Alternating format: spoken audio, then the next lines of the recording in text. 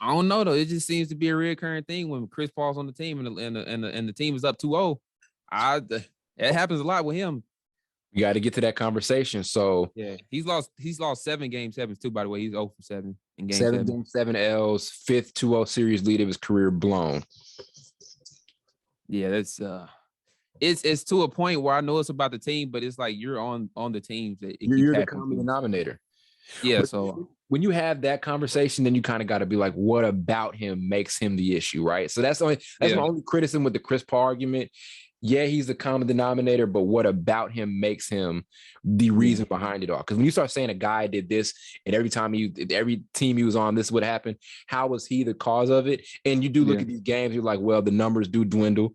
You know, he's not as dominant as he is in these games. And you know what I'm saying? That's kind of what it is. Like you'd expect your best player, he's usually your best player, the second best player. You'd expect him to step up a little bit more. And it's kind of like he doesn't. Man, there may have been some games where he did what he could and they just couldn't pull out a win. But there are nights like last night where it's just ugly. Like he didn't even have more than 5 assists. He had 4 assists in that game. They said he had 18 turnovers over the last 3 or 4 games. I think it might have been 4. Uncharacteristic. He don't even have 18 turnovers. The vintage Chris Paul might not even have 18 turnovers the whole playoffs. I'm dead ass serious. Facts. So that's like over 3 or 4 games. It's probably 4 games. I'm gonna give him an extra game just to be nice today. It's probably over a 4-game series that he probably had 18 turnovers. That's hellish for him. That's a lot. And even the foul trouble. Remember the game he got in foul trouble? Like, it's just like there are so many uncharacteristic things we saw about Chris Paul throughout the series. It's amazing that Dallas was able to make Chris Paul look this bad. You know what I'm saying? Like, it's crazy. I didn't see it coming. I mean, shout out to Dallas. I did not have them winning the series. I know you did, but I didn't have them winning. Because like I said, my views on Phoenix was I thought they're the best team in the NBA the entirety of the year. For real. Even better than Golden State. Better than Boston. Better than Miami. I thought better than Philly, even when Philly got Harden, better than Brooklyn. So it's crazy seeing this happen. And so back to the Chris Paul conversation. Where did you have Chris Paul among? Because there's obviously the all-time point guard thing, and you and Blake have this argument a lot. So where did Chris Paul sit before this season as far as all-time point guards go, and where does he sit right now? Let me see. So you got you can switch with Steph and Magic a lot, 1 and 2. So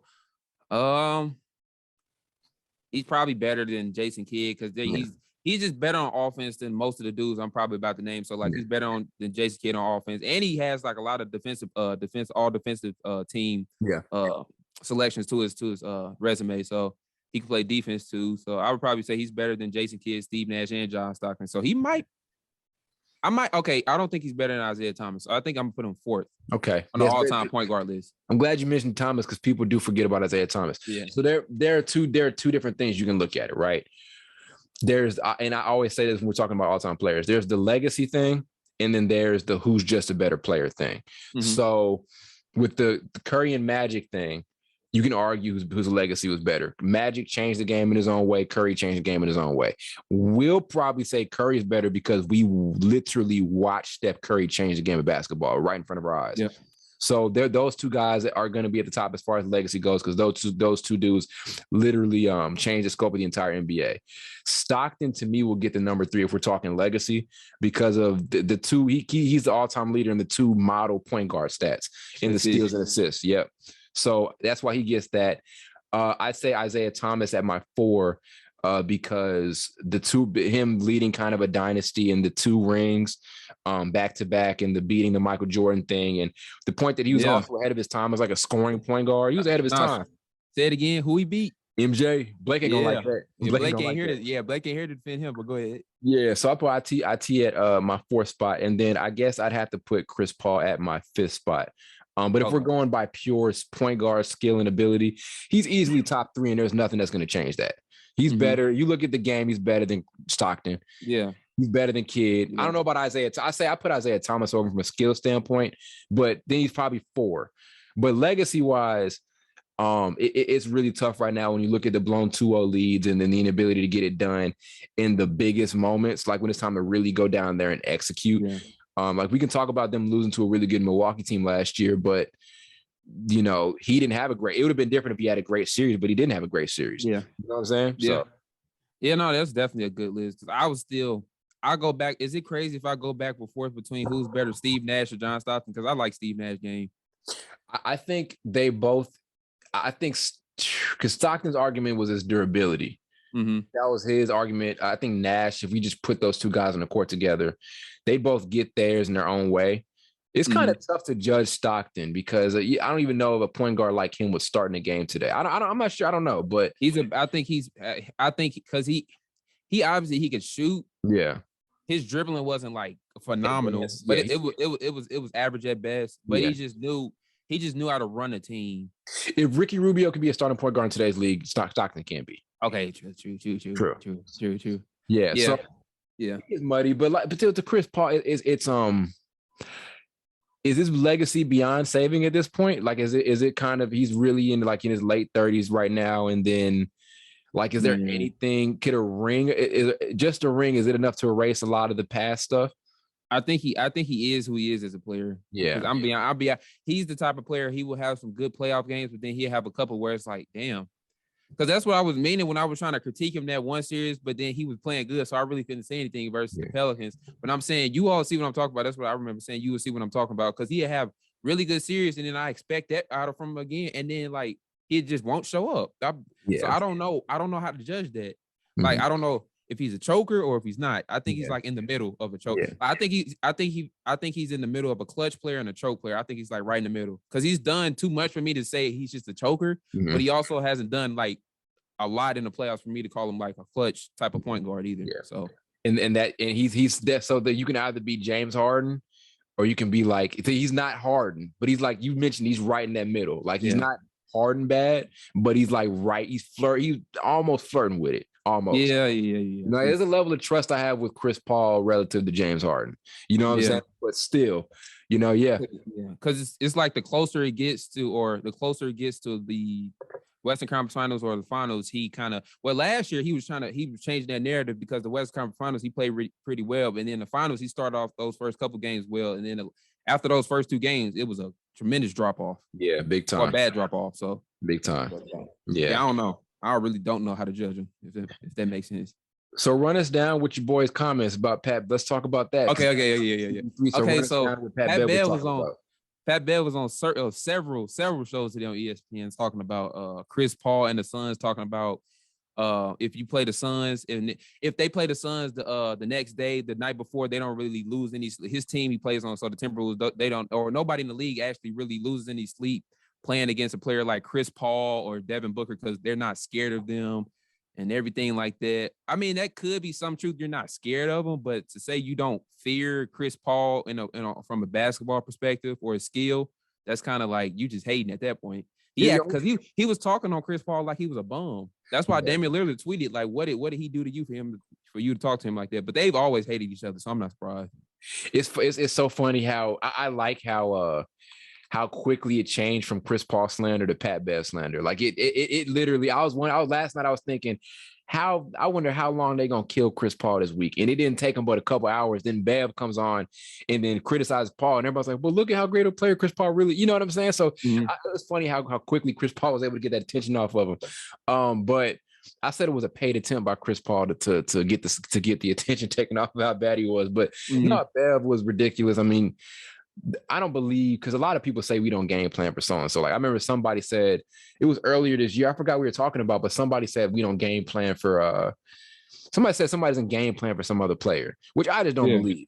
You know what I'm saying? Like you're game planning for, I remember people in the comments saying when people are drawing up plays with people aren't worried about Draymond Green. I'm like, yes, you are. You know, so that's the common thing I feel like guys say from a trash talking standpoint. I didn't get anything Bev was saying.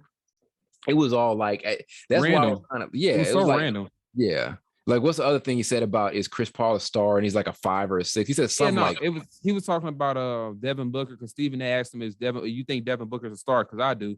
That's what Stephen A said, and then he said, what type of star is he? Is he a 5-star or a 6-star? Because there's a difference. I was like, what are you talking about? Yeah, and he was like, because a 6-star isn't real. Basically, that's what he was saying. So he was saying he's not no star. He doesn't think Devin Booker's a star. And then he compared Devin Booker to Paul George, which is so random. Yeah, like nobody's ever compared Paul George to Devin Booker. I think he said that because he said I was on the phone with an ex-teammate of mine last night talking about nobody's scared of the Suns. And he said, I don't want to tell him who the name is, but he said, no, forget it. I'm gonna say it was Paul George. Yeah. But you know, Paul George Paul George said anybody scared of the Suns?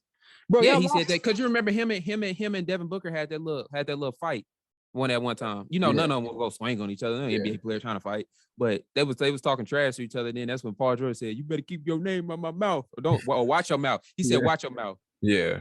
Every Clipper is like bitter in some way somehow. Like I remember there was something about the Damian Lillard thing back in the bubble or whatever it is. It's funny. But then I remember even Pat Bev when only Timberwolves talking stuff about Phoenix. There must have been something between Phoenix and Minnesota because Anthony Edwards today, you posted it. Yeah, he was talking too about Phoenix losing. But I give them this. I agree with some start. They do talk a lot of shit. I've seen them in games on sideline, especially Cameron Payne. He get on my damn nerves. They talk so much shit like they done won something. So I kind of agree from that perspective, but I'm not about to dog their talent. Like they're still a talented team and have talented players. And when Anthony Edwards did post that, he was like, "Man, y'all talking about us? Man, y'all lost. Look at you. You sitting on the couch with us." It was kind of funny though, but yeah. They got the right to talk because they lost, but they're still one of the best teams in the NBA. You know what I'm saying? And they had the right to that confidence. Same as Memphis. Memphis talked a lot, but you're a young team and you're consistently making this upward trajectory or whatever. Yeah, you're gonna talk. So I mean, it was funny. He went up there and didn't make any sense. And usually he's actually pretty good. I've seen him on like on some of those NBA talk shows. Usually he's pretty good. Yeah, JJ Redick. He was on JJ Redick. I seen him on then. I was like, okay, he's pretty good. So then he came on the show on Get Up Today and then First Take, like talking. Well, as older people say, talking out the side of his neck. It really didn't make sense. Like I'm trying to think of something else he said. He just don't like Chris Paul. That's all you need to say. That's all. It was so clear. And then Matt Barnes actually checked him. I don't know if you saw that. He actually checked him. He was like, Matt Barnes did check. You're a role player like me. You don't know. You're not that type of player. So you just need to sit back and stop disrespecting Chris Paul. Something like that. So it was funny. It's comedy. And like I said, the funniest thing is just how quickly the attention got taken off of Chris Paul's bad game, and like no one's gonna be talking about that anymore. Like, you know what I mean? Now all the attention was about now the narrative is quit disrespecting superstars or whatever, even though everybody can have a bad game. That's the narrative now. It quickly went from, killing Chris Paul. Blake was feeling that, man. Blake was mad about the Chris Paul slander today in the chat. I was like, damn. I was laughing. It was funny to me. It's not that serious. Like I'm saying, because other people be getting dogged too after bad games. Yeah. But he liked Chris Paul though. So it was Yeah, I mean Chris Paul, if it's a continuous thing, then it's kind of worth it. You know what I'm saying? I think it's something you do have to kind of talk about. But like I said, I mean, as far as a point guard goes, if there's a point guard that I'm like, there's a couple guys in NBA history. When we talk about the point guard position, they're just guys who are just models for that position. Before Chris Paul, I think Stockton was like the model point guard, right? Mm-hmm. Short but knew how to run the team, play defense, got a lot of assists, all of that. Chris Paul is kind of like the model point guard at this point. You know what I'm saying? Yeah. And it is what it is. So like, that's not going to change, but you just like the playoff legacy to be a little bit better. I think it's a little too late to change that now. He can get a ring, but I feel like it'll be one of those rings where he's not like the main contributor or whatever. I don't know. It's still possible for them to bounce back next year. They can run it back and still be good. He ain't getting any younger though. Yeah, true. His perfect time was last year. He blew it. That was, bro, like it was right there. You up 2-0 in the finals. That's another 2-0 series he blew. Sorry to mention it, but that's another one he blew. He was up 2-0. I thought they had that series won. Probably when they were up 2-0, I thought they was gonna win it in 6. Yeah. I kind of saw that, but they lost in what, 7? Yeah. Was it 7? Yeah. Lost in 7. 6. Yeah. It was 6. Oh, they lost 4 straight. Yeah, I think you're right. Yeah, they did. Yeah. See, that's okay. That's somewhat. I remember Chris Middleton was something like that.